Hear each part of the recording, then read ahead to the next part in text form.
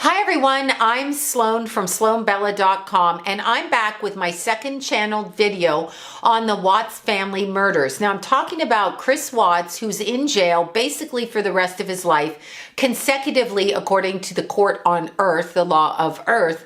I have no idea what happens to him after he crosses out of this dimension and into the next. That is not for us to know at this point. He's in jail, as you guys know, for the murder of his wife, Shanann Watts, their babies, Bella and Cece, and baby Nico, who was in utero at the time that they were murdered. I wanted to do a second video almost immediately, turn this around quickly, because I got so many emails after I put the first video up, and I just filmed it yesterday, put it up today, and you guys emailed the heck out of me this afternoon, so I thought I better just add a caveat to the first video. I wanted to explain this from my perspective and what I felt from day one when I watched Chris Watts get on camera and talk. I literally could see the altered state that this man was in, a hypnotic state. Now, what exactly is a hypnotic state? Somebody asked me that, and I don't quite mean hypnotized. I mean out of body, functioning, okay, functioning in a robotic sense without any kind of emotional or soul connection to the energies that are going on around you, in front of you. The thing that drives us in our life, where we hug somebody, we feel certain passion, emotions for other people, this is completely disconnected from him. And when I looked at his energy, I went all the way back to where he was a child, around the age of 3 years old. Now, let's add an occult aspect to this, okay? So let's add an undercurrent of something that we consider in our society not to exist because it's secret, which is what occult means, to be secret of secret, in the dark, hidden, not necessarily bad, but hidden. So let's just say that your family, if you are Chris Watts, raises you in a way that is hidden from mainstream or traditional religions like Catholicism, Judaism, Buddhism, Muslim, Mormon, Jehovah's Witness, which isn't actually mainstream. It's probably less known religion, but any of those we've heard.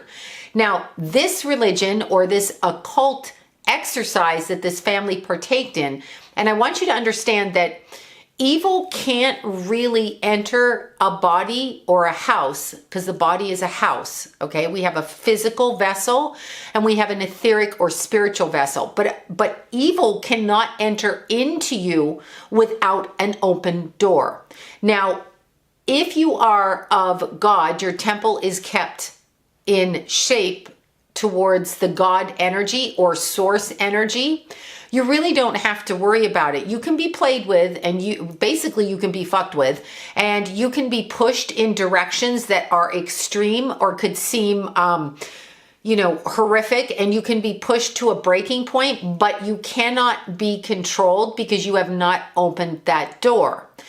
Another thing I wanted to express, we talk a lot now about people opening their eyes to the fact that certain people believe, I'm not saying it works, believe that if they do certain things in a ritualistic sense with children, with murder, with blood, okay, when they do these things, a certain outcome can be brought about energetically. I'm trying not to get in more trouble on YouTube by saying directly, but you know what I'm saying when I'm saying that.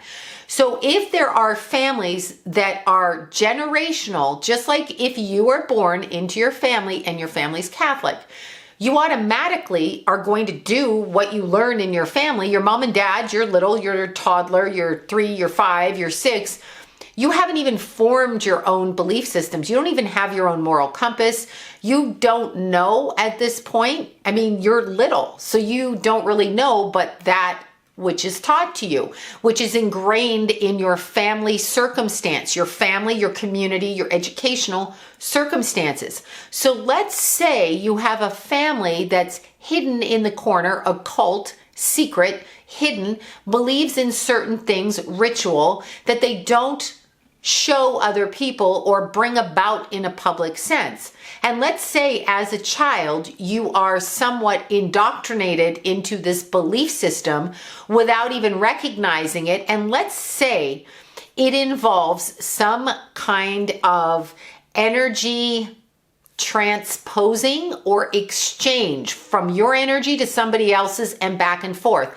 And let's say we want to call this a hypnotic. Now, what does hypnotic mean?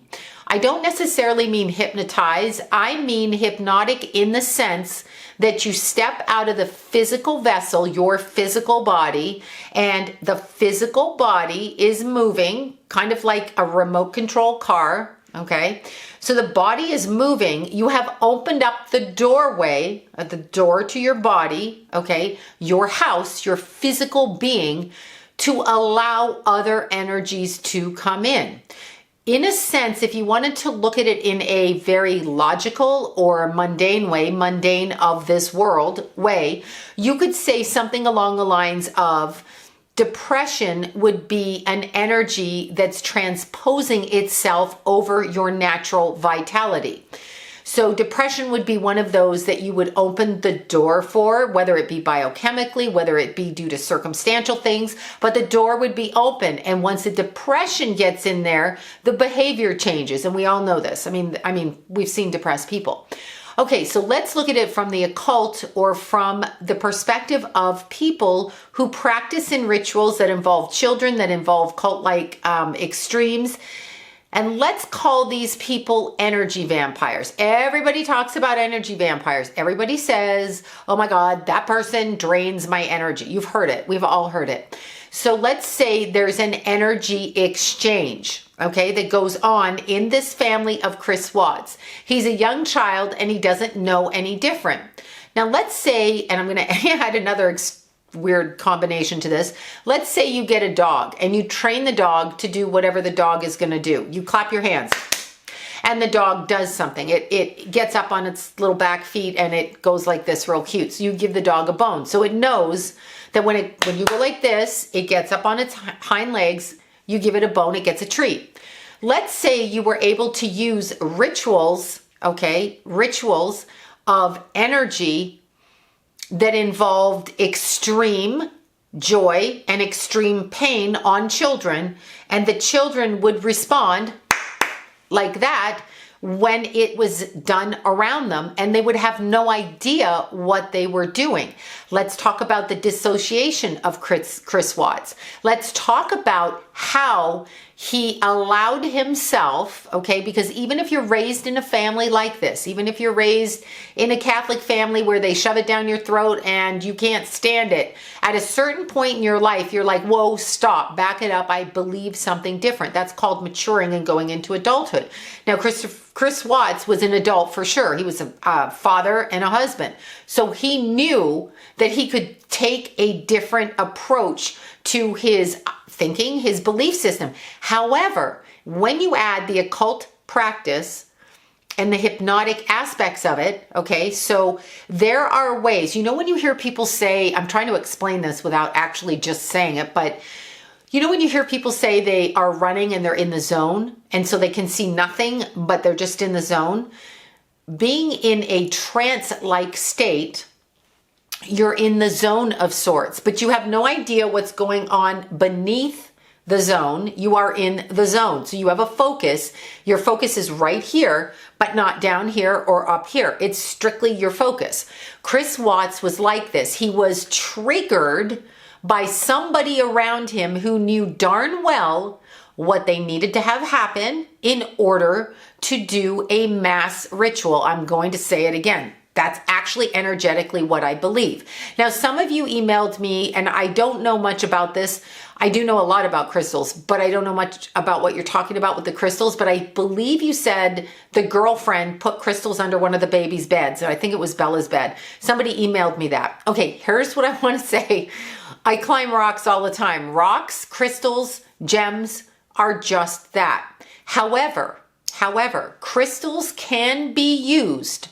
Okay, a lot of Middle Eastern religions use crystals as a way of scrying. Now, to scry is to use the energy and to focus on the stone's energy and to open up kind of intuitive insight into things.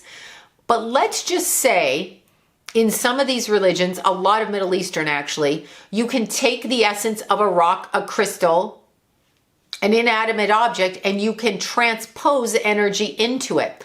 So you can bring the energy, like people pray to saints. There's the saint of lost pets or whatever. I'm sorry, I'm not so good at the saint thing, but there's saints. People use saints. They pray to saints. When you do that, you are conjuring or asking for help from a non-human entity, whether it be a saint, an angel, an alien, a tree frog. It doesn't matter. You are asking something that is not in physical form, but is energy, to come and help you.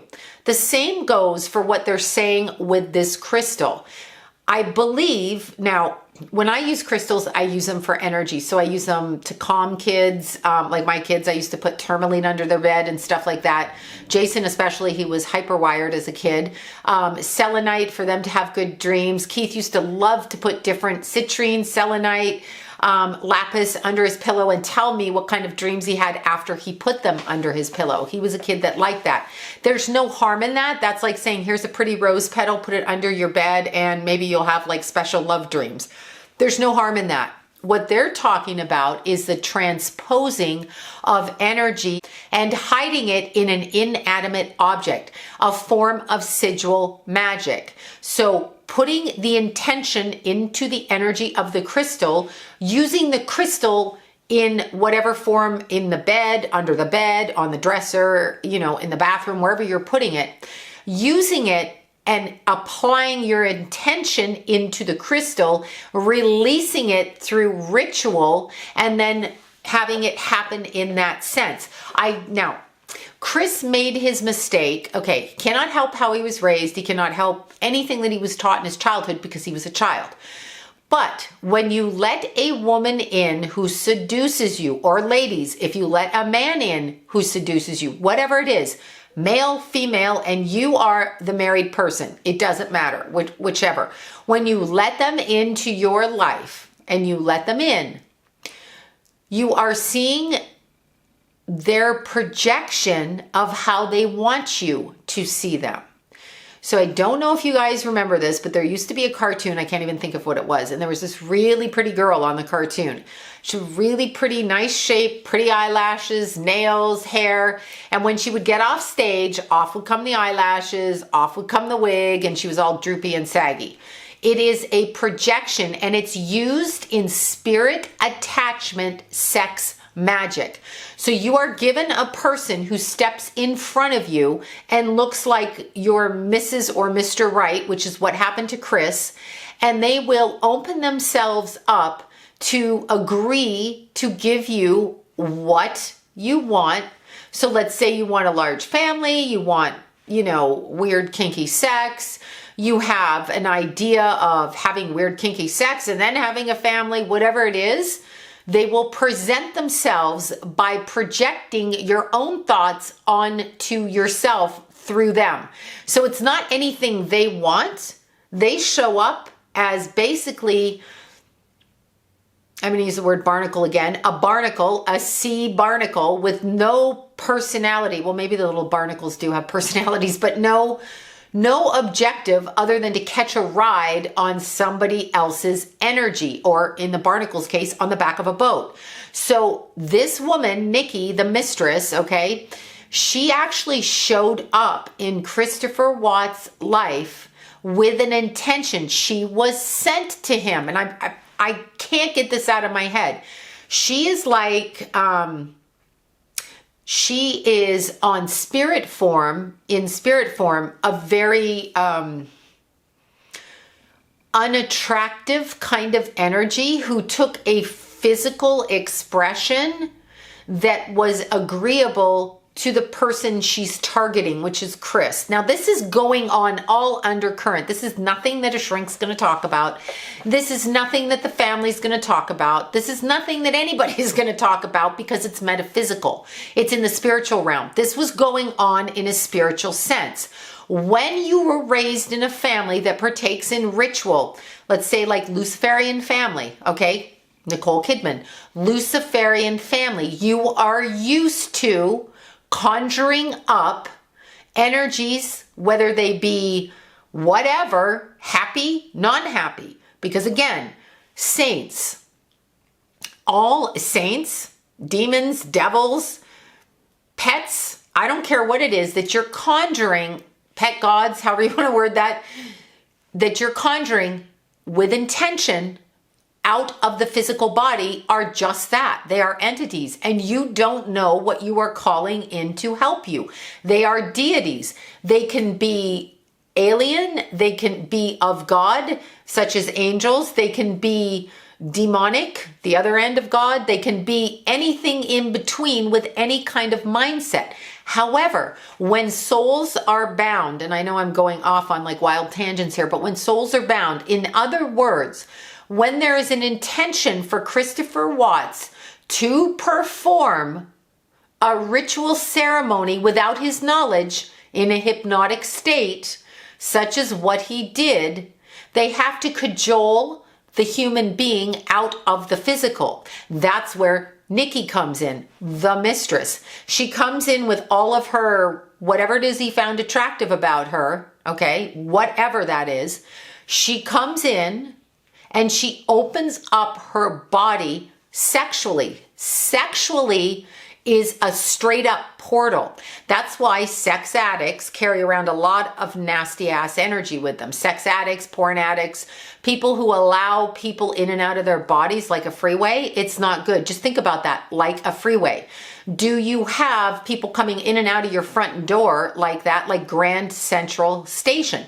So on a sexual level, the orgasm, okay, is used with intention to focus on a certain objective, whatever it is. In a lot of cases, it's to get a woman pregnant. For example, when two people are in love and they are together and they want a family, all the man has to do is to think pregnant baby and he will get the woman pregnant. So that's an intention. But let's say you have somebody in the heightened state of orgasm because the physical soul leaves the body during orgasm. Let's say your focus isn't on the pleasure of, quote, the climax, but on the intention of what you will over another person. Then you are using that intense pleasure to cement your own projection onto that person, which is what happened to Chris Watts. Now, I'm not blaming the mistress. It's not what I'm saying. I'm saying she's like an energy siren that's sent out by deities. I'm not even sure she knows this, but these families on an energy level are tied like tons of spider webs. The murder of Shanann, Bella, Cece, and baby Nico, and as I said, baby Nico was sent down to protect everybody in the crossing over. He is a heightened being in her belly. Obviously, her son, a baby, a boy, a little baby, that's how we would see it on the earth side. But on the other side, this child is literally sent to protect these three souls because the energy of what's going to happen is going to happen. In other words, it was set into motion. We have free will up to a certain point, my understanding, my take on this. We have free will up until a certain point. We don't have free will the way that it's described, like, oh, I think I'm going to do anything I want and I can just do it. No. We have karma and certain events in our life that are going to happen. Births, deaths, marriages, partners, children, whatever. We have all of these things aligned, accidents, not accidents, health issues. And then we have free will with how to respond within the context of those karmic or fated events. That's the way that I see it. Now, when you're looking at energy that is going on in a spiritual realm outside of the earthbound knowledge. And when you have Chris Watts walking around being triggered, okay, being triggered like your dog does what you tell it to do because its brain hears that and does it. This is the same with Chris Watts. And I'm not even being facetious about that. I'm saying this is ingrained since childhood through a lot of circumstances that would be considered abusive to children. And it's done in order to make them pliable and to make them controllable and to harness energy through their child bodies. That's actually how it's done. I'm talking about in a ritual sense. Now, when you go ahead and you look at what was going on, Chris was triggered. The act of the murders and the act of the televising of it, and the act of him speaking about it, and the act of the mistress responding the way that she did is planned out on a soul level on the other side at that moment. They used her to distract him from his human life. He wasn't strong enough to pull away from it because he was unaware of it. He's still aware of it. He's still responsible, and he's got to rot in jail. She is aware of what she's doing, although might not be aware, because when she gets into her physical sexual lust part of it, her human self is pushed out, and in comes a deity. The deity that needs to do the work and intention to get Chris to do what they have agreed to do in order to complete the ritual that was started at the point that Chris Watts was a child. Now, Shanann is interesting because she overlooked so much. Energetically, she was led down a path without recognizing it, without seeing it, because we are not taught this. We aren't taught this. I sound crazy. We're not taught this. But Shanann saw signs, but for some reason, she was operating off of the very stubborn pretext that she could get her husband to love her, which is not a bad thing. But she was operating off of that, and that's part of the trap. Once the soul is trapped in that kind of energy sucking, okay, basically energy stealing, they really don't know how to get out of it, because for her, she's trying to do what she's trying to do. Keep in mind, meanwhile, you've got 2 little kids, you're pregnant, you have a husband who's acting weird, you've got to earn money, you have a husband that's undermining you energetically and making you sicker energetically, but this is all going on behind the scenes. Everything about this murder and the exposing of how it happened was being watched like a football game by the people in this kind of obscure, although very prevalent, ritualized religion. And that's how I'm going to call it. More like a cult, and very prevalent, and we don't talk about it, and people say you're crazy. Well, here's what I'm going to say. You can't have up without down. That's what I'm going to say. So when people come onto the earth and they think everything is just as it seems, and there's only up and not down, they're crazy. You cannot have the existence of God without the counterbalance of the devil or the beast system. Now, instead of it just being the devil with horns and hoofed feet, I'm sorry, that image always cracks me up. I'm thinking of the Seinfeld, never mind, the Seinfeld show where the priest thinks, you know, Elaine's boyfriend is the devil. Anyway, you can't, I'm sorry, it cracks me up every time I say the word the devil. It's actually the beast system, meaning every single component, okay, on this system. So there's different blocks that fit in.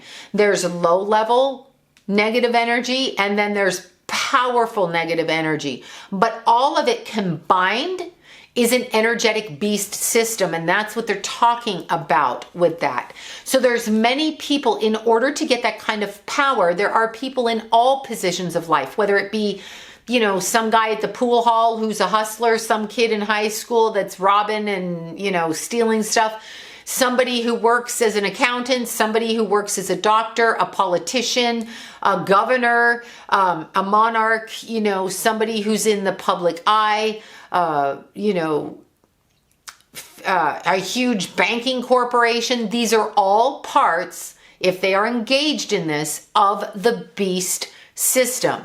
So the beast system is what we're talking about, the opposite energy of God. Within the context of that beast system, they need to keep combining energy in order to get powerful. What Chris Watts did is the combining of energy and the ritualized visualization of the beast system. So this was something that was very planned out. Yes, he's a prick who went and murdered his family, no excuse. But what I'm saying, the undercurrent of that is not as it's expressed. It's not just mental illness. It's not just this. It's actually what goes on in the beast system. It is metaphysical. It is spiritual, or the lack of spiritual, or the demonic spiritual force in combination and fighting its direct opposition, the God force. That's what's going on. You can't, yeah, I mean, you can, but you have to look at it from that perspective, because human beings don't do that. So what happened to make him do that? I'm talking, the essence of a human being is the essence of unconditional love and kindness. So what happened and what stepped in? So I'm going to warn you, because these mistresses that people get, these women, these men, misters, I don't know what you call a man, a fair guy, whatever, pool boy, the pool boy, these people, when they connect on an energetic level with this, they are opening their bodies up to sexual suggestion. Okay, sexual suggestion and intention. Now, there was also somebody emailed me something about the mistress being a witch or whatever. There's different kinds of witches, but here's what I will say to you. From my experience in this business for many, many years, I don't just eat food that people cook for me or bring as gifts, unless it's completely packaged from the store, which might also be a mistake, but that's besides the point. People use all of their body parts, their flesh, the liquids in the body, the fluid, the body fluid, their hair, everything to do in rituals and intentions. And I'm even going to one further on this aspect. When people die and they're going through the natural process of crossing over, people try to attach, steal, bind, bring back, stop from reincarnating. That stuff goes on all the time. That's why you pray when somebody's dying over their bed. A priest comes, or in whatever your religion is, or you're there, or people stop and pray, because they are crossing you out of this world. People will still try to bind and harness your energy on the other side as you cross out of the physical. I know it sounds crazy, but that is my take on this, and I just thought I would put it out there. So once again, my name is Sloan at sloanbella.com.